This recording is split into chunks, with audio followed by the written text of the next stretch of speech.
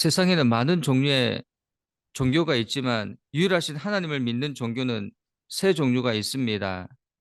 유대교와 이슬람교, 기독교입니다.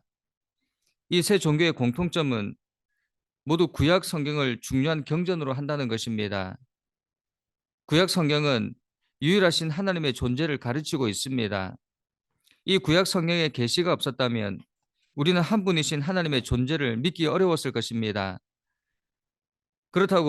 그렇다면 유대교와 이슬람, 기독교의 차이는 어떤 차이가 있을까요? 무엇이 다릅니까? 그것은 바로 하나님의 아들이신 예수 그리스도에 대한 것입니다.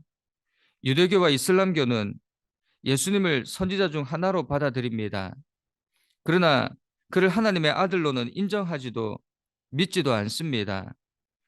우리 그리스도인을 그리스도인 되게 하는 유일한 근거는 바로 예수 그리스도가 하나님의 아들이심을 믿는 것입니다. 예수 그리스도를 구주와 주님으로 믿느냐가 이렇게 중요합니다. 우리는 보통 전도하다가 어떤 사람이 자기도 하나님을 믿는다고 하면 거기서 전도를 중단하는 경우가 많습니다. 그런데 이것은 복음을 모르는 것입니다. 복음의 핵심은 하나님의 아들에 대한 것입니다. 하나님의 아들을 믿는가, 예수 그리스도를 구주로 영접했는가, 이것이 우리에게 구원을 가져다 줍니다. 사도 바울은 복음을 어떻게 정의합니까? 로마서에서 그는 이 복음은 하나님이 선지자들을 통하여 그의 아들에 관하여 성경에 미리 약속하신 것이라 말씀합니다. 이 복음의 진리를 명료하게 드러내는 것이 바로 오늘 본문에 기록된 포도원 농부들의 비유입니다. 이 비유에는 네 인물이 등장합니다. 첫째는 포도원 주인, 둘째는 농부들, 셋째는 종들, 넷째는 포도원 주인의 아들입니다. 포도원 주인은 하나님입니다. 농부들은 하나님이 세우신 이스라엘의 지도자들, 종들은 하나님이 보내신 선지자들, 그리고 주인의 아들은 예수 그리스도입니다. 예수님은 이 비유를 통해 하나님 나라를 강제로 빼앗아 자기 배만 불리는 이스라엘 지도자들을 고발하고 있습니다. 그들은 스스로 왕 노릇을 그들은 스스로 왕 노릇하려고 하나님이 보내신 예언자들을 죽였고 하나님의 아들이신 예수님까지 죽일 사람들이었습니다. 대제사장들과 장로들은 예수님의 비유를 들으면서 농부들의 악함을 알았고 그들이 처할 비참한 운명도 분명히 예견했습니다. 하지만 악한 농부가 상징하는 인물이 바로 자신들임을 인정하지 않았습니다. 자신들도 악한 농부들이 한 일과 똑같은 일을 저지르고 있으면서도 잘못을 깨닫지 못했다는 것입니다. 우리가 또다시 깨닫게 되는 것은 남의 잘못은 보기 쉬워도 자기 잘못을 인정하기란 무척 어렵다는 사실입니다. 그렇다면 왜 하나님은 같은 말씀을 반복해서 우리에게 주시는 것일까? 우리가 알아듣지 못하기 때문에 우리도 악한 농부들과 같은 일을 하면서도 잘못을 깨닫지 못하고 인정하지 않습니다. 그래서 성경은 반복해서 우리에게 말씀하는 것입니다. 그렇다면 오늘 말씀을 통해 우리에게 주시는 영적 교훈은 무엇인가?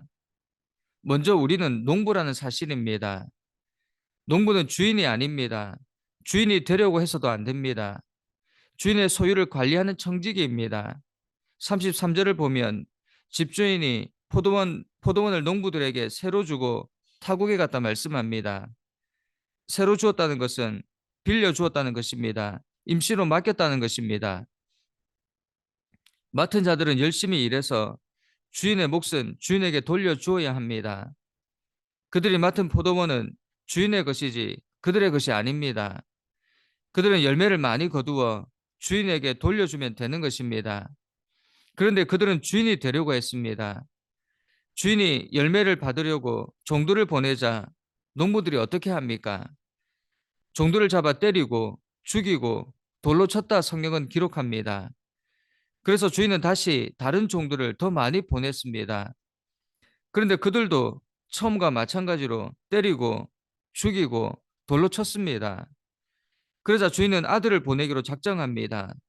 그들이 내 아들은 존대하리라. 그런데 주인의 생각은 완전히 빗나가고 말았습니다. 농부들은 그 아들을 보고 이는 상속자니 자 죽이고 그의 유산을 차지하자. 그리고 아들을 붙잡아 포도원 밖에 내쫓아 죽였습니다.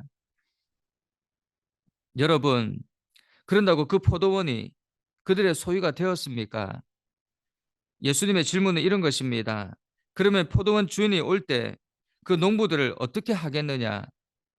종교 지도자의 대답은 그 악한 자들을 진멸하고 포도원은 제때 열매를 받칠 만한 다른 농부들에게 새로 주어야 합니다. 였습니다. 그들도 이 농부들이 악함을 알고 있었습니다. 그리고 그 악한 농부가 상징하는 인물이 바로 자신들임을 알아차렸습니다. 그럼에도 그들은 회개하지 않고 결국 이 일을 행하고 말았습니다. 그들은 상속자만 없애면 그 포도원이 자신들의 것이라 생각했지만 이것은 큰 착각이었습니다. 결국 모든 것을 빼앗기고 그에 대한 대가를 치러야 했습니다. 이것이 행한 대로 갚으시는 하나님의 법칙입니다. 이 비유는 구약 시대부터 예수님 당시까지 이스라엘 백성들과 종교 지도자들이 하나님께서 보내신 선지자들과 의인들을 핍박하여 심히 때리고 도로는 죽이고 도로는 돌로 쳤음을 말해주는 것입니다. 그들이 한 일들을 히브리서 기자는 이렇게 기록하고 있습니다. 어떤 이들은 조롱과 채찍질 뿐 아니라 결박과 옥에 갇히는 시련도 받았으며 돌로 치는 것과 톱으로 켜는 것과 시험과 칼로 죽임을 당하고 양과 염소의 가죽을 입고 유리하여 궁핍과 환난과 학대를 받았다. 이러한 그들의 행동의 결과가 어떤 것이었습니까? 역사는 우리에게 무엇을 말해줍니까? 그들 역시도 그들이 행한 대로 받게 되었다는 것입니다. 이것이 그들이 당한 치욕적인 역사였습니다. 선지자들을 미워하며 핍박한 것은 하나님께 대한 반역 의지를 명백히 드러낸 것입니다. 선지자들은 하나님의 보내심을 받은 자들이기 때문입니다. 그들이 이렇게 타락하게 된 원인은 한 가지, 주인이 되려고 한 것 때문입니다. 분수를 몰랐기 때문입니다.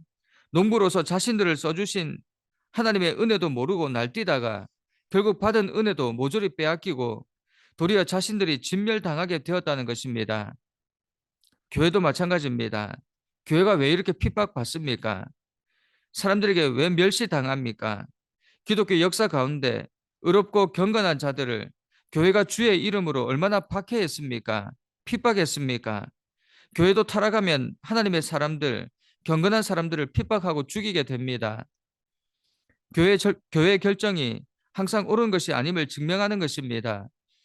교회도 얼마든지 이 세상에 속한 단체가 될 수 있습니다. 우리도 마찬가지입니다. 우리도 분수를 알지 못하고 주인 되려고 하면 이런 일을 행하게 된다는 것을 알아야 합니다. 우리는 교회의 주인이 아닙니다. 교회의 주인은 하나님입니다. 이것을 명심할 때 우리는 하나님의 일꾼으로 영원히 쓰임 받을 수 있습니다. 여러분, 우리 탐욕을 내려놓읍시다. 우리 것이 아닌 것에 욕심을 부려 나도 망하고 다른 사람도 망하는 일이 없기를 부탁드립니다.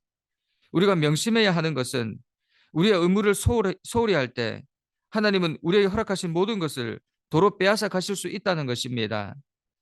여러분, 우리에게 주신 은혜를 빼앗기지 않기 위해 주신 것에 늘 감사하며 충성하는 모두가 되기를 간절히 축원합니다. 어떤 이유에서든지 우리를 유혹하는 사탄의 유혹에 넘어가 멸망의 길로 가는 일이 없기를 소원합니다. 두 번째로, 각 사람은 자기 행위의 열매를 거두게 된다는 것입니다.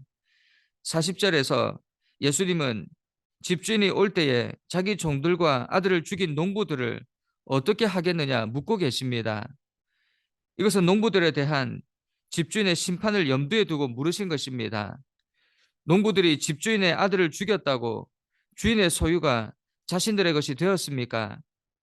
도리어 집주인이 오는 날 그들은 집주인 앞에 서게 될 것입니다. 그리고 그들의 행위대로 심판받게 될 것입니다. 41절은 예수님의 질문에 대한 청중들의 답변입니다. 물론 이 답변은 예수님이 의도하신 것이었습니다. 청중들은 그 답변의 의미를 모르고 답한 것이지만 결국 그들은 멸망당하고 포도원은 제때의 열매를 바칠 다른 농부들에게 새로 맡겨지게 될 것이라는 것입니다. 이것은 하나님을 배반하고 그의 아들인 예수님마저 죽인 이스라엘 백성들이 멸망당하고 복음의 주도권이 이스라엘에게서 이방인에게로 넘어가게 될 것임을 의미하는 것입니다. 실제로 AD 70년 이스라엘은 하나님의 심판을 받아 완전히 멸망하고 복음의 주도권이 이방인으로 넘어가 오늘에 이르게 되었습니다. 이스라엘은 그들이 행한 대로 그 열매를 거두게 된 것입니다.